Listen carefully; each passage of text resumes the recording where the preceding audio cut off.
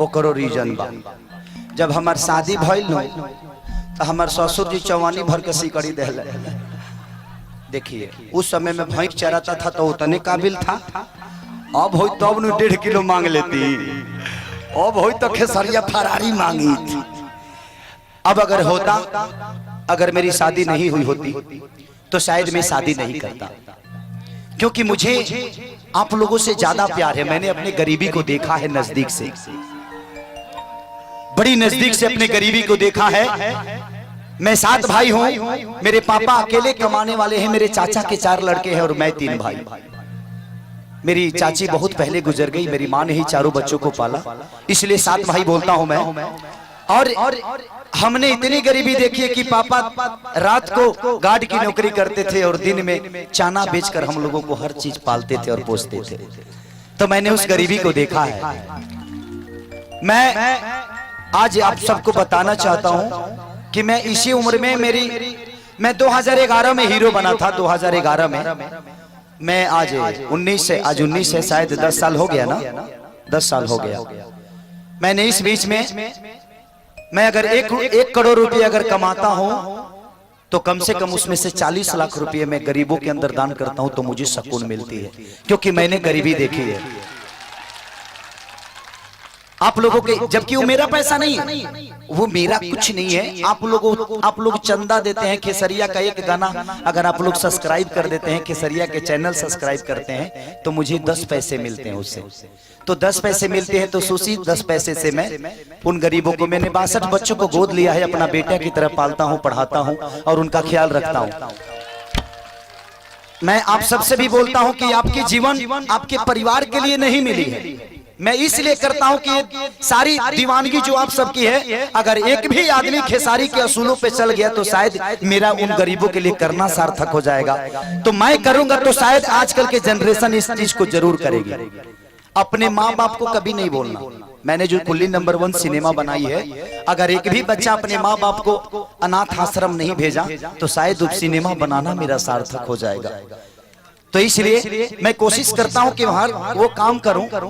अपने बीबी को अगर आप 50,000 का कुछ खरीद दीजिएगा ना सर, तो कभी थैंक यू नहीं बोलेगी आपको। लेकिन किसी गरीब को अगर जरूरत पे अगर 50 रुपये दे दीजिएगा ना, तो लगेगा कि उसके जीवन के सब कुछ मिल गया आपको। तो करके देखिएगा, बड़ा मजा आता है। मेरे छपरा में 45 घर जल गए थे। मैंने उनको कुछ नहीं दिया, घर बनाने का थोड़ा सा मदद किया। YouTube पे जाइए, लोगों ने दुआओं से भर दिया। खेसारी तो भगवान है, लेकिन भगवान नहीं, खेसारी आप सबका प्यार है और उसी में रहना चाहता हूं। भगवान तो आप सब है मेरे लिए। कि खेसरिया एक बार गाता है कि चूसता देवरा, अरे चूसता देवरा चूसता। तो आप सब विदाउट नंबर दाबे 500 खींचा जाता है। ना नंबर दबनी, ना कोड दबावनी, ना कोनो कंपनी में गनी, ना बैंक में गनी, जहां चूसा तकाओ ने कि एगो 500 आ गए। तो मेरी एटीएम आप सब हैं। मेरे लिए आप सब सिर्फ एक जनता और पब्लिक नहीं, मेरे लिए मंदिर भी आप हैं, मस्जिद भी आप हैं, गुरुद्वारा भी है। वो भगवान की हर वो चौकट है जिस पे खेसारी अपना सर रख के और अपने जीवन को यहाँ तक पहुंचा दे जाएगा। अरे कि मरी जाई भी ससुरा तहरा जाए के पहिले, अफेल होई हाथ का छपाए के पहिले। एक लड़का एक लड़की से प्यार करता है। अलैकवा कहता कि ये जान तो हर ब्याह होता माइक दे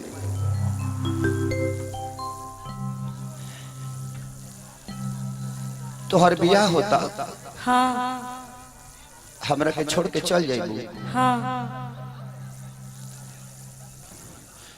तो हमरा से प्यार के नाटक कैले रहत नदी से ना ये जान। हाँ सच में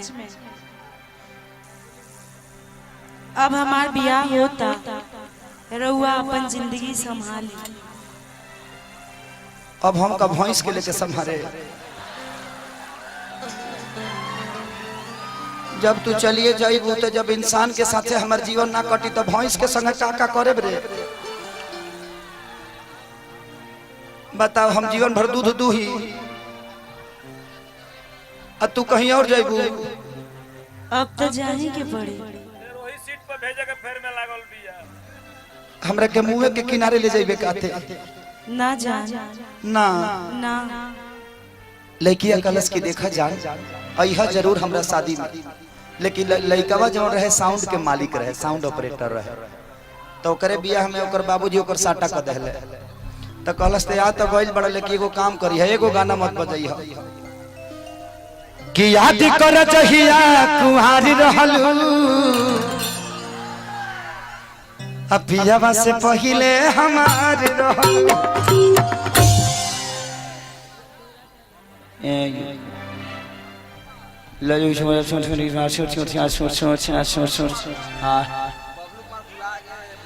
बबलू कुमार भुला गए हैं। अगर